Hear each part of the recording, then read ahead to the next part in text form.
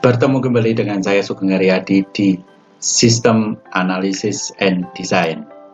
Kali ini atau episode kali ini saya akan membahas chapter 4 atau bab 4 terkait dengan informasi gathering atau pengumpulan informasi dengan metode interaktif. Nah, tujuan dari pembelajaran chapter ini kenali nilai metode interaktif untuk pengumpulan informasi. Kemudian bangun pertanyaan wawancara untuk memperoleh persyaratan informasi manusia dan menyusunnya dengan cara yang berarti bagi penggunanya. Kemudian yang ketiga, memahami tujuan dan mengapa tujuan itu berguna dalam analisis sistem. Yang keempat, memahami konsep JAD, Joint Application Design, dan kapan menggunakannya. Kemudian berikutnya yaitu tulis pertanyaan yang efektif untuk mensurvei pengguna tentang pekerjaannya mereka. Kemudian yang terakhir yaitu merancang dan mengelola kuesioner yang efektif. Nah, metode interaktif untuk menghasilkan persyaratan informasi yang diperlukan bisa dilakukan dengan cara yang pertama wawancara, yang kedua desain aplikasi bersama atau JAD atau terkenal juga Joint Application Design. Ini merupakan metode alternatif untuk mendapatkan informasi. Kemudian kuesioner. Kemudian topik utama dalam chapter ini adalah wawancara. Di dalamnya meliputi persiapan wawancara, jenis pertanyaan, mengatur pertanyaan, laporan wawancara, dan tentang penggunanya. Kemudian yang kedua, penggunaan desain aplikasi bersama atau Joint Application Design. Kemudian yang ketiga, keterlibatannya, yaitu terkait dengan lokasi dan kuesioner. Kemudian yang keempat, menulis pertanyaan. Di dalamnya meliputi menggunakan timbangan atau pertimbangan-pertimbangan khusus ya. Kemudian mendesain pertanyaan. Kemudian mengadministrasikan pertanyaan-pertanyaan yang ada dan hasil jawaban. Nah, wawancara.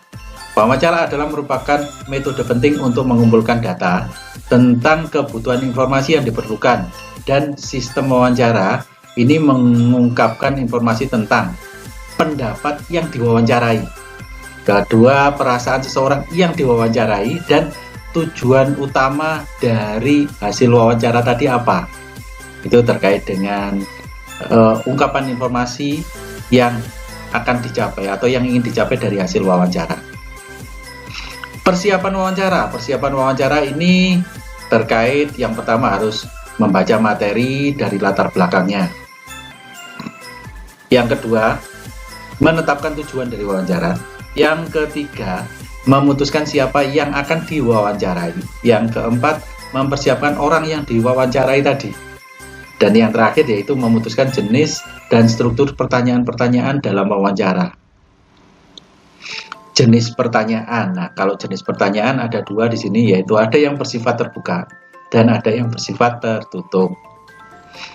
Open-end question atau metode wawancara terbuka. Metode wawancara terbuka ini memungkinkan orang yang diwawancari untuk merespon apa yang mereka inginkan untuk dijawab. Ya. Dan ada berapa lama mereka ingin sampaikan, serta berakhir tepat ketika analis tertarik dengan luas dan dalamnya jawaban tadi. Jadi bisa mengembang sampai sesuatu tujuan yang diinginkan tercapai. Ini sifatnya terbuka. Keuntungan pertanyaan terbuka atau wawancara terbuka ini membuat orang yang diwawancarai merasa nyaman karena fleksibel ya. Kemudian yang kedua, memungkinkan pewawancara untuk mengambil kosakata orang yang diwawancarai. Jadi akhirnya pada tingkatan atau level yang sama dari pewawancara dan yang diwawancarai. Kemudian memberikan banyak detail dari informasi yang didapatkan, mengungkapkan jalan untuk pertanyaan yang lebih lanjut yang memungkinkan belum dimanfaatkan. Ini keuntungan kalau kita menggunakan pertanyaan yang sifatnya terbuka.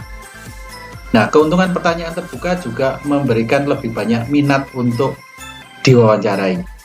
Kemudian memungkinkan lebih banyak spontanitas ya. Nggak perlu harus dikonsep terlebih dahulu, tapi langsung spontanitas.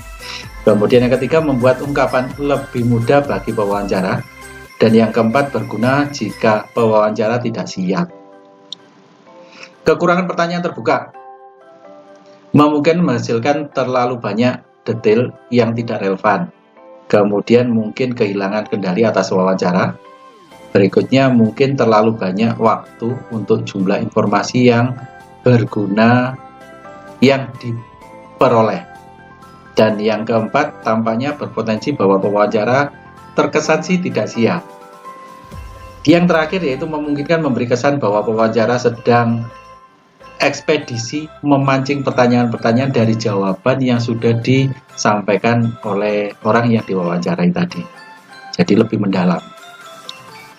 Metode wawancara tertutup, ini kebalikannya ya. Metode wawancara tertutup ini membatasi jumlah kemungkinan tanggapan serta wawancara tertutup cocok untuk menghasilkan data yang akurat dan andal yang mudah dianalisis, yang paling gampang. Nah, metode wawancara tertutup ini bisa menghemat waktu wawancara karena waktunya cepat sekali ya. Kemudian memudahkan membandingkan wawancara sampai pada intinya langsung. Tetap mengontrol wawancara, menutup area luas dan dengan cepat, mendapatkan data yang relevan. Ini dari wawancara tertutup ya. Nah, kekurangan wawancara tertutup biasanya banyak membosankan ya, banyak membosankan untuk orang yang diwawancarai. Kemudian gagal mendapatkan detail dari hasil jawaban-jawaban. Kemudian gagasan utama kadang-kadang tidak ada. Gagal membangun hubungan antara pewawancara dengan orang yang diwawancarai. Nah, atribut metode pertanyaan terbuka dan tertutup tampak seperti yang ada di layar ini ya. Ada semakin lemah dan semakin tinggi. Kalau misalkan yang bersifat terbuka terkait dengan reality datanya akan semakin lemah, kemudian kalau tertutup semakin tinggi dan seterusnya di bawahnya. Pertanyaan bipolar. Nah, pertanyaan bipolar adalah pertanyaan yang menjawab dengan jawaban ya dan tidak, benar atau salah, setuju atau tidak setuju. Cepat sekali hasilnya. Pertanyaan bipolar harus digunakan dengan hemat. Jenis pertanyaan tertutup ini bersifat khusus biasanya. Ini menggunakan bipolar pertanyaan-pertanyaannya untuk wawancara yang sifatnya tertutup sehingga waktunya bisa semakin cepat ya, tujuannya bisa cepat tercapai saja, bisa diperbandingkan juga. Probes atau investigasi, pertanyaan pemeriksaan mendatangkan lebih detail tentang pertanyaan-pertanyaan sebelumnya. Tujuan dari pertanyaan menyelidik adalah yang pertama untuk mendapatkan lebih banyak makna, yang kedua untuk memperjelas, yang ketiga untuk menarik keluar dan memperluas pada titik orang yang diwawancarai. Bisa sifatnya terbuka atau bisa juga sifatnya tertutup ini terkait dengan investigasi atau probes. Nah, menyusun pertanyaan ada modelnya bersifat piramida, corong dan berlian. Kalau piramida mulai dari pertanyaan-pertanyaan yang tertutup dan bekerja menuju pertanyaan-pertanyaan yang sifatnya terbuka ya. Kemudian kalau corong ini mulai dari pertanyaan-pertanyaan yang sifatnya terbuka ya, yang melebar, kemudian bekerja menuju pertanyaan-pertanyaan yang tertutup. Kalau berlian mulai dari pertanyaan yang tertutup bergerak ke terbuka dan berakhir dengan pertanyaan-pertanyaan tertutup. Piramid struktur ini dimulai dengan pertanyaan-pertanyaan yang detail, kemudian ditutup dengan singkat. Kemudian perluas dengan memungkinkan pertanyaan-pertanyaan terbuka dan respon yang lebih umum. Kemudian berguna jika orang yang diwawancari perlu dihangatkan dengan topik-topik tersebut atau tampaknya enggan untuk membahas topik tersebut. Berikutnya yaitu struktur piramida untuk mewawancara atau untuk wawancara beralih dari pertanyaan-pertanyaan khusus ke umum. Tampak piramidanya tampak seperti yang ada di layar ini. Nah, struktur corong yang kedua di sini adalah dimulai dengan pertanyaan-pertanyaan yang umum atau terbuka, disimpulkan dengan mempersempit kemungkinan tanggapan-tanggapan menggunakan pertanyaan tertutup. Menyediakan cara yang mudah dan tidak mengancam untuk memulai wawancara. berguna ketika orang yang diwawancari merasa emosional tentang topik tersebut. Kemudian corong untuk mewawancara dimulai dengan pertanyaan-pertanyaan luas, kemudian corong ke pertanyaan-pertanyaan yang bersifat spesifik, tampak seperti yang ada di layar ini. Nah, struktur berlian ini merupakan struktur yang berbentuk berlian, memulai dengan pertanyaan-pertanyaan yang spesifik, sifatnya tertutup, kemudian masalahnya dikembangkan menjadi lebih umum untuk diperiksa, kemudian diakhiri dengan pertanyaan-pertanyaan yang sifatnya spesifik kembali. Ini menggabungkan kekuatan struktur piramida dan corong. Ini membutuhkan waktu yang lebih lama dan dari struktur lainnya. Struktur berbentuk berlian untuk mewawancara menggabungkan struktur piramida dan corong tampak yang seperti di layar ini. Menutup wawancara selalu menanyakan apakah ada hal lain yang ingin Anda tambahkan. Nah, ini biasanya seperti itu. Kemudian ringkas dan berikan umpan balik tentang kesan Anda. Tanyakan kepada siapa Anda harus berbicara lebih lanjut. Kemudian atur janji di masa mendatang kalau misalkan ada wawancara berikutnya. Kemudian terima kasih atas waktu dan jabat tangan mereka. Ini cara menutup wawancara. Laporan wawancara ini menuliskan dengan sesegera mungkin tentang hasil setelah wawancara. Kemudian berikan ringkasan awal, lalu lebih detail. Kemudian tinjau laporan dengan responden. Kemudian cerita, ini model cerita. Jadi biasanya ini digunakan untuk menyusun satu sistem yang mulai dari awal sampai akhir. Nah, ini direkap atau dicatat oleh bagian pewawancara. Nah, cerita berasal dari tempat kerja. Cerita organisasi digunakan untuk menyampaikan beberapa jenis informasi ketika sebuah cerita diceritakan dan diceritakan kembali dari waktu ke waktu. Cerita itu memiliki kualitas mitos. Cerita yang terisolasi itu baik ketika Anda mencari fakta. Cerita yang bertahan lama itu menangkap semua aspek organisasi dan merupakan aspek yang harus dicari oleh analis sistem. Tujuan untuk bercerita. Ada 4 tujuan untuk bercerita. Cerita pengalaman menggambarkan seperti apa bisnis atau industri itu. Kemudian kisah-kisah penjelasan menceritakan mengapa organisasi bertindak dengan cara tertentu. Cerita yang divalidasi digunakan untuk meyakinkan bahwa organisasi membuat keputusan yang benar. Kemudian cerita perspektif memberi tahu pendengar bagaimana harus bertindak.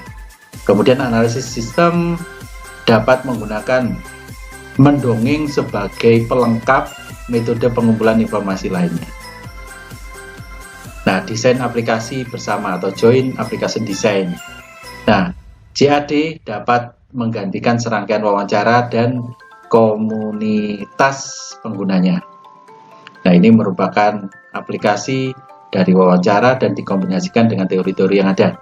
JAD adalah teknik yang memungkinkan analis untuk menyelesaikan analisis persyaratan dan merancang interface atau antarmuka pengguna dengan pengguna dalam pengaturan grup tertentu. Nah, kondisi yang mendukung penggunaan JAD yaitu pengguna gelisah dan menginginkan sesuatu yang baru. Nah, ini butuh dibuatkan interface yang cepat ya. Kemudian organisasi budayanya ini mendukung perilaku pemecahan masalah bersama. Kemudian analisis memperkirakan peningkatan jumlah ide-ide menggunakan JAD. Personal mungkin absen dari pekerjaan yang mereka selama waktu yang dibutuhkan. Sifat atau siapa saja yang terlibat di dalam JAD ini. Yang pertama adalah sponsor eksekutif. Jadi dukungan dari eksekutif ini merupakan hal yang penting. Kemudian analis dari sistem informasi, kemudian penggunanya, kemudian pimpinan dari sesi JAD tadi, kemudian pengamat sebagai komentatornya, kemudian penulis sebagai nutulennya. Nah, tempat mengadakan pertemuan JAD bisa di dalam kantor, bisa juga di luar kantor. Kalau di dalam kantor lingkungannya nyaman biasanya. Kemudian minimalkan gangguan-gangguan yang ada dari pekerjaan rutinitas. Kehadiran. Nah, ini dijadwalkan kapan peserta dapat hadir, jadwal acaranya kapan, kemudian pertemuan orientasinya ditentukan. Nah, manfaat JAD. JAD di sini waktu bisa lebih hemat dibandingkan dengan wawancara tradisional satu persatu. Kalau JAD langsung jadi satu ya. Kemudian mengembangkan sistem bisa dilakukan dengan lebih cepat. Kepemilikan pengguna yang ditingkatkan dari sistem ini melalui JAD. Kemudian produksi ide kreatif bisa ditingkatkan melalui ide banyak orang tadi. Kerugian menggunakan JAD. JAD minta waktu yang banyak buat tersedianya untuk semua sesi partisipan. Jadi waktu untuk melakukan meeting itu bisa lebih longgar, lebih panjang. Kalau persiapan atau laporan lanjutannya tidak beres, maka sesi waktunya bisa tidak sukses. Nah, ini kelemahan dari JAD ya. Skill sama kebudayaan organisasi bisa saja tidak kondusif sama seperti sesi di JAD. Nah, ini memungkinkan kalau banyak yang menolak dari program tradisional dialihkan ke program komputerisasi. Nah, kuesioner dalam mencari informasi. Kuesioner ini bermanfaat dalam mengumpulkan informasi dari anggota organisasi penting mengenai misalkan sikap, keyakinan, perilaku, karakteristik, dan lain sebagainya. Nah, perencanaan menggunakan kuesioner. Nah, ini anggota organisasi tersebar luas biasanya ya. Nah, sehingga kalau misalkan mendatangkan satu persatu kesulitan, ya dikirimkan aja kuesioner. Kemudian yang kedua, banyak anggota yang terlibat dalam proyek tertentu. Pekerjaan, eksplorasi yang diperlukan. Pemecahan masalah sebelum wawancara dibutuhkan atau diperlukan. Nah, ini perencanaan penggunaan dari kuesioner. Tipe-tipe pertanyaan, ada kedua pertanyaan dirancang sebagai yang terbuka ataupun yang tertutup. Kalau yang terbuka, cobalah untuk mengantisipasi respon yang akan kamu dapatkan. Kemudian sangat cocok untuk mendapatkan pendapat. Ya. Kalau yang tertutup, gunakan ketika semua opsi dapat dicantumkan, ketika opsi saling eksklusif. Ini yang sifatnya tertutup. Nah, pertukaran antara penggunaan pertanyaan terbuka dan tertutup tampak seperti yang ada di layar ini. Nah, bahasa kuesioner. Nah, gunakan bahasa yang biasanya sederhana, mudah dimengerti. Kemudian spesifik, langsung pada tujuannya ya. Kemudian pendek, jangan bertele-tele. Kemudian bersifat tidak menggurui, bebas dari bias. Tujukan kepada mereka yang berpengetahuan luas. Kemudian secara teknis akurat ya. Berikutnya sesuai dengan tingkat membaca atau kepekaan dari responden yang ada. Nah, pengukuran skala, ada dua skala hitung yang berbeda, ada skala nominal, ada skala interval. Nah, skala nominal digunakan untuk mengklasifikasikan sesuatu.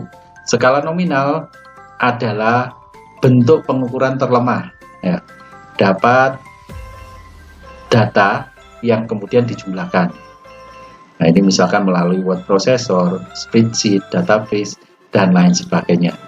Nah, skala interval ini digunakan ketika intervalnya sama, tidak ada nol yang absolut ya. Contoh skala interval termasuk skala Fahrenheit atau Celsius. Nah, validitas dan reliabilitas. Keandalan skala mengacu pada konsistensi dalam respon mendapatkan hasil yang sama jika kuesioner yang sama diberikan lagi dalam kondisi yang sama.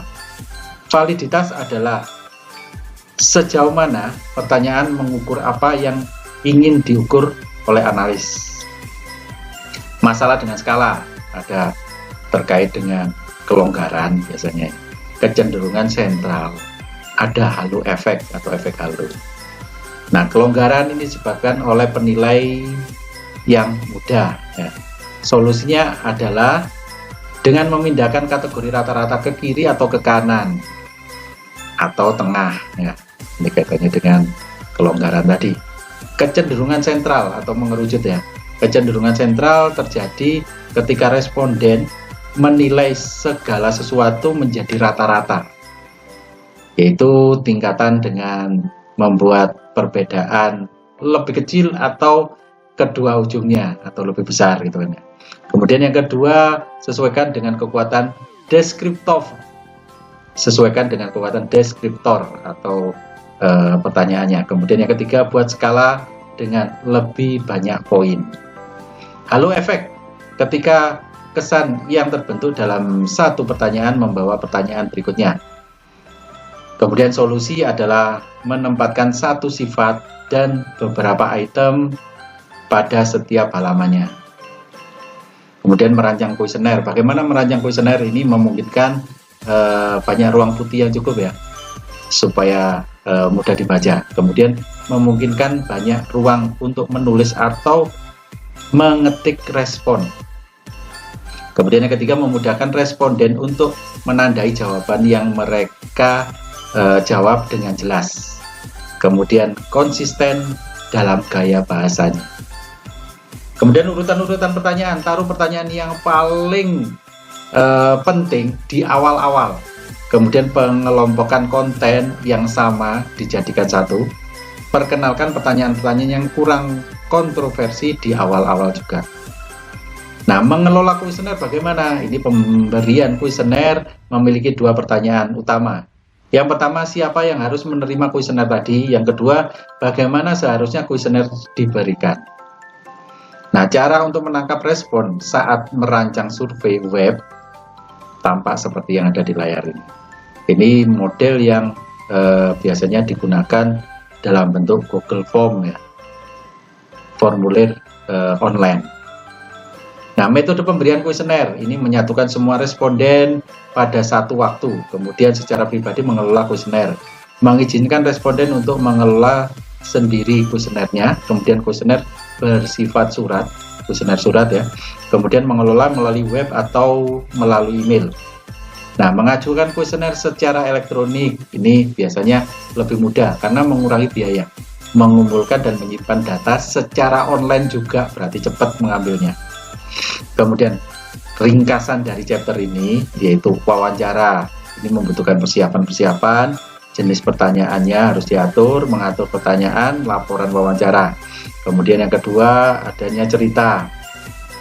Kemudian tiga tadi ada desain aplikasi bersama atau joint application design ya, keterlibatan dan lokasinya di mana. Kemudian kuesioner, menulis pertanyaan-pertanyaan bagaimana menggunakan skala dan mengatasi masalah, desain dan kerapian dari kuesioner, kemudian mengelola dan mengirim kuesioner tadi.